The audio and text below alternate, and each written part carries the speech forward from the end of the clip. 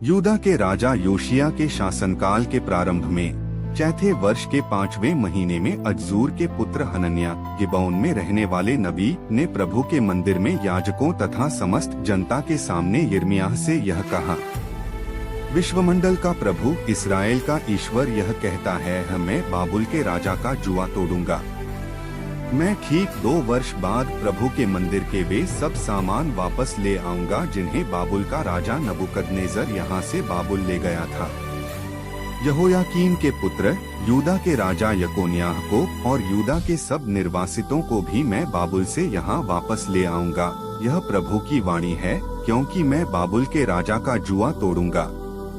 किंतु नबी यिर्मयाह ने सब याजकों समस्त जनता के सामने नबी हनन्याह को संबोधित करते हुए कहा, एवं स्तु प्रभु ऐसा ही करे। प्रभु तुम्हारी भव्यवाणी पूरी करे और प्रभु के मंदिर के सब सामान और सब निर्वासितों को भी वापस ले आए। किंतु जो बात मैं तुमको और सारी जनता को बताने जा रहा हूँ उसे ध्यान से सुनो। तुम्हारे और मेरे पहले जो नबी थे वे प्राचीन काल से शक्तिशाली देशों और बड़े राज्यों के लिए युद्ध, विपत्ति और महामारी की भव्यवाणी करते आ रहे हैं।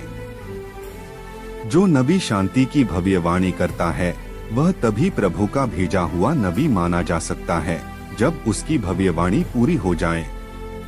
इस पर नबी हनन्याह ने नबी यिर्मयाह के कंधे पर से जुआ उतारा और उसे तोड़ डाला। तब हनन्याह समस्त जनता के सामने यह बोला, प्रभु यह कहता है, मैं इसी तरह बाबुल के राजा नबूकदनेस्सर का जुआ तोड़ूंगा। मैं ठीक 2 वर्ष बाद उसे सब राष्ट्रों के कंधे पर से उतारकर तोड़ दूंगा। इसके बाद नबी यिर्मयाह अपनी राह चला गया। जब हनन्याह ने नबी यिर्मयाह के कंधे पर से जुआ उतारकर तोड़ दिया था तो उसके थोड़े समय बाद प्रभु की वाणी यिर्मयाह को यह कहते हुए सुनाई दी, जाओ और हनन्याह से कहो, यह प्रभु की वाणी है, तुमने लकड़ी का जुआ तोड़ा, इसके बदले लोहे का जुआ आएगा। क्योंकि विश्वमंडल का प्रभु इस्राएल का ईश्वर यह कहता है, मैं सब राष्ट्रों के कंधे पर लोहे का जुआ रखने जा रहा हूँ। वे सब बाबुल के राजा नबूकदनेस्सर के अधीन होंगे। मैंने बनैले पशुओं को भी उसके अधीन कर दिया है। नबी यिर्मयाह ने नबी हनन्याह से कहा, हनन्याह ध्यान से मेरी बात सुनो। प्रभु ने तुमको नहीं भेजा है। तुमने इस प्रजा को झूठी आशा दिलाई है। इसलिए प्रभु यह कहता है, मैं तुमको इस पृथ्वी पर से मिटा दूंगा। तुम इसी वर्ष मर जाओगे, क्योंकि तुमने प्रभु के विरुद्ध विद्रोह का प्रचार किया है। उसी वर्ष के 7वें महीने नबी हनन्याह का देहांत हो गया। सुसमाचार मत्ती 14:22 से 36। इसके तुरंत बाद ईसा ने अपने शिष्यों को इसके लिए बाध्य किया कि वे नाव पर चढ़कर उनसे पहले उस पार चले जाएं, इतने में वे स्वयं लोगों को विदा कर देंगे। ईसा लोगों को विदा कर एकांत में प्रार्थना करने पहाड़ी पर चढ़े। संध्या होने पर वे वहां अकेले थे। नाव उस समय तट से दूर जा चुकी थी। वह लहरों से डगमगा रही थी, क्योंकि वायु प्रतिकूल थी। रात के चौथे पहर ईसा समुद्र पर चलते हुए शिष्यों की ओर आए। जब उन्होंने ईसा को समुद्र पर चलते हुए देखा तो वे बहुत घबरा गए और यह कहते हुए, यह कोई प्रेत है, डर के मारे चिल्ला उठे। ईसा ने तुरंत उनसे कहा, ढारस रखो, मैं ही हूँ, डरो मत। पेतरुस ने उत्तर दिया, प्रभु यदि आप ही हैं तो मुझे पानी पर अपने पास आने की आज्ञा दीजिए। ईसा ने कहा, आ जाओ। पेतरुस नाव से उतरा और पानी पर चलते हुए ईसा की ओर बढ़ा, किंतु वह प्रचंड वायु देखकर डर गया और जब डूबने लगा तो चिल्ला उठा, प्रभु मुझे बचाइए। ईसा ने तुरंत हाथ बढ़ाकर उसे थाम लिया और कहा, अल्पविश्वासी, तुम्हें संदेह क्यों हुआ? वे नाव पर चढ़े और वायु थम गई। जो नाव में थे उन्होंने यह कहते हुए ईसा को दंडवत किया, आप सचमुच ईश्वर के पुत्र हैं। वे पार उतरकर गेनेसरेत पहुँचे। वहाँ के लोगों ने ईसा को पहचान लिया और आसपास के गांवों में इसकी खबर फैला दी। वे सब रोगियों को ईसा के पास ले आकर उनसे अनुनय विनय करते थे कि वे उन्हें अपने कपड़े का पल्ला भर छूने दें। जितनों ने उसका स्पर्श किया वे सबके सब अच्छे हो गए।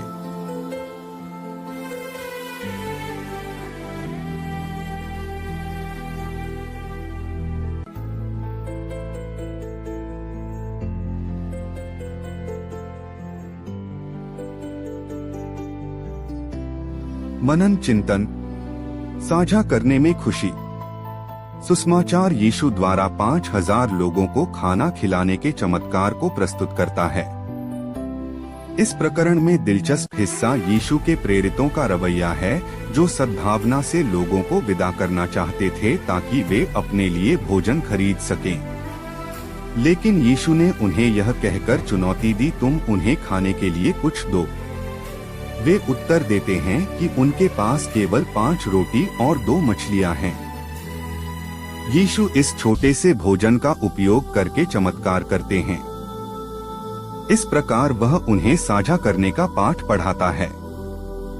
तब तक उन्होंने वे 5 रोटी और 2 मछलियां अपने लिए रखी थीं, लेकिन एक बार जब वे उन्हें यीशु को देते हैं तो वह उनका उपयोग 5000 लोगों को खिलाने के लिए करते हैं। यह एपिसोड इस बात पर प्रकाश डालता है कि साझा करने का एक छोटा सा कार्य भी अकल्पनीय आशीर्वाद का कारण बन सकता है। जब हमारे पास जो कुछ है उसे साझा करने को तैयार होते हैं तो ईश्वर चमत्कार करते हैं।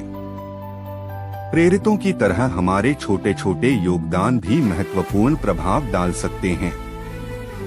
चाहे वह कितना भी छोटा क्यों न हो, यह हमारी पेशकश का आकार नहीं है जो मायने रखता है, बल्कि वह इच्छा और प्यार है जिसके साथ हम साझा करते हैं। छोटी छोटी चीजें भी साझा करने में आनंद आता है।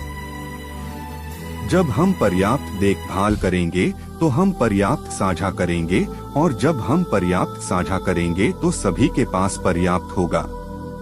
थोड़ा सा भी यदि बड़े दिल से साझा करने पर बहुत बड़ा फर्क पड़ता है। यदि प्रेरित वे 5 रोटी और 2 मछलियां अपने पास रखते तो शायद केवल 12 प्रेरित ही खाते, लेकिन बांटकर खाने से 5000 खा पाए। यीशु स्वर्ग से रोटी बरसा सकते थे, फिर भी उन्होंने अपने प्रेरितों से रोटी और मछली मांगना चुना, क्योंकि वह उन्हें साझा करने का पाठ पढ़ाना चाहता था। साझा करने का एक और आशीर्वाद यह है कि जितना अधिक हम साझा करते हैं उतना ही अधिक हमारे पास होता है। हम बांटने से गरीब नहीं बनते। यह आज के सुसमाचार में स्पष्ट है कि लोगों ने खाने के बाद बची हुई रोटी से भरी 12 टोकरियां इकट्ठी की। जब हम दूसरों के साथ उदारता पूर्वक साझा करते हैं तो ईश्वर इसी प्रकार प्रतिफल देता है।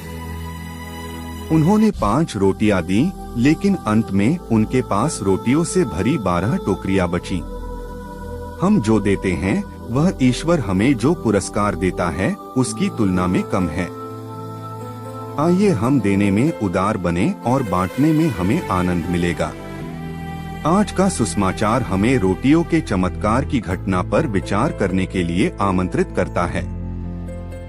भोजन खिलाने की यह व्यवस्था बाइबल में नई नहीं है। निर्गमन ग्रंथ अध्याय 16 में जब इस्राएलियों ने मूसा को पुकारा तो ईश्वर ने स्वर्ग से मन्ना बरसाया। उन्हें बटेर का मांस दिया जाता था और जब वे प्यासे होते थे तो उन्हें चट्टान से पानी दिया जाता था। ईश्वर ने उनकी आवश्यकताओं को पूरा करने के लिए उदारता पूर्वक उन्हें सब कुछ प्रदान किया। हमारे करुणामय पिता ईश्वर जरूरतमंदों की देखभाल करने से कभी नहीं थकते। जैसा कि स्तोत्रकार ने स्तोत्र 78:19 में पूछा है, क्या ईश्वर जंगल में मेज बिछा सकता है? हाँ, वह ऐसा कर सकता है। हमने आज सुसमाचार में यही सुना है। यहाँ हम आज के चमत्कारिक घटना में ईश्वर की करुणा और लोगों की आवश्यकता के मिलन को देखते हैं। यह ईश्वर की शक्ति और शिष्यों की असहाय अवस्था का मिलन है। सच में लोगों को भोजन की अत्यंत आवश्यकता थी और वह पूरी हो गई। हम पाते हैं लाजरूस की मृत्यु होने पर उसकी बहनें मार्था और मरियम असहाय थी। उसी प्रकार शिष्य भी इस परिस्थिति में असहाय थे, परंतु यीशु के लिए इस समय 5 रोटियों और 2 मछलियों का छोटा सा योगदान पर्याप्त था। हमारे ख्रीस्तीय जीवन की परिभाषा ही है कि हम अपने लिए नहीं बल्कि दूसरों के लिए जीते हैं। इसलिए हमें अपनी ओर से जो कुछ भी हो सके योगदान करने की आवश्यकता है। उसने हम सभी को दूसरों की देखभाल के इस कार्य में भाग लेने के लिए आमंत्रित किया। अपने शिष्यों की तरह वह भी चाहते हैं कि उनके मिशन के लिए हमारा हाथ आगे बढ़े। यूहन्ना बपतिस्ता के सिर काटने की कहानी के बाद 5000 लोगों को खिलाने की कहानी है, जिसे हम आज के सुसमाचार में पढ़ते हैं। हेरोद के जन्मदिवस की भोज और यीशु द्वारा 5000 लोगों को प्रदान किए जाने वाले भोजन के बीच कितना अंतर है। भव्य रात्रि भोज हेरोद की भोज की विशेषता है, लेकिन रोटी से यीशु का भोजन जीवन की मूलभूत आवश्यकता है। हेरोद की भोज की विशेषता घृणा से है, यीशु का भोजन करुणा से है। हेरोद की भोज मृत्यु में समाप्त होती है, यीशु का भोजन जीवन का निर्वाह करता है। रोटी का चमत्कार एक करुणा की कहानी है। यह एक प्रचुरता की कहानी है जिसमें ईश्वर प्रदाता है। यह एक यूखरिस्तीय कहानी है जिसमें प्रभु भोज के अधिस्वर शामिल हैं। इस कहानी में सबसे खास बात यह है कि यीशु ने अपने शिष्यों से कहा कि उन्हें भूखी भीड़ को खाना खिलाना चाहिए। हमारा प्रारंभिक बिंदु यह नहीं है कि हमारे संसाधन क्या हैं, बल्कि यह है कि आवश्यकता क्या है। हमें उन आवश्यकताओं को पूरा करने की इच्छा रखने की जरूरत है। आज हम इस पर मनन चिंतन करते हैं कि किस तरह प्रभु यीशु जो कुछ पल अकेले रहकर प्रार्थना करना चाहते थे और बाद में अपने शिष्यों के साथ होना चाहते थे, लेकिन वे देखते हैं कि उनके शिष्य उनसे दूर जा चुके हैं और उनकी नाव लहरों में हिचकोले खा रही है। प्रभु यीशु शिष्यों के डर और संघर्ष को महसूस कर सकते थे। उन्हें मालूम था कि भले ही शिष्यों ने उन्हें नहीं पुकारा, लेकिन उन्हें जाकर उनके साथ रहना है, इतना ही उन्हें पर्याप्त साहस प्रदान करेगा। कभी कभी जब हम अपने जीवन की चुनौतियों और कठिन परिस्थितियों में फंस जाते हैं, तो प्रभु यीशु की उपस्थिति मात्र से ही सारे संकट दूर हो जाएंगे। प्रभु यीशु को कोई चमत्कार करने की जरूरत नहीं है, बस उनका हमारे साथ रहना ही काफी है। सबसे बढ़कर अच्छी बात तो यह है कि हम तक पहुंचने के लिए प्रभु यीशु किसी बाधा को पार करने के लिए तैयार हैं। उन्हें कुछ भी नहीं रोक सकता है, क्योंकि उनकी दृष्टि हमारी ओर लगी हुई है। उसके लिए हम मूल्यवान हैं। लेकिन सबसे बड़ा प्रश्न तो यह है कि हमारी दृष्टि किसकी ओर है, प्रभु की ओर या कहीं और? क्या हमारा ध्यान प्रभु यीशु पर है या हमारे खुद के जीवन पर, खुद की परेशानियों और चिंताओं पर, हमारे डर और चुनौतियों पर? यदि ऐसा है तो हम भी संत पेतरुस की तरह प्रभु यीशु की तरफ बढ़ नहीं पाएंगे, बल्कि अगर हमारा ध्यान प्रभु यीशु से हटा तो डूबने का भी खतरा बना रहेगा। आइए हम प्रभु यीशु से सदा हमारे साथ रहने की कृपा मांगे और हमारे दिन प्रतिदिन के जीवन में अपना ध्यान प्रभु पर लगाएं। आमीन।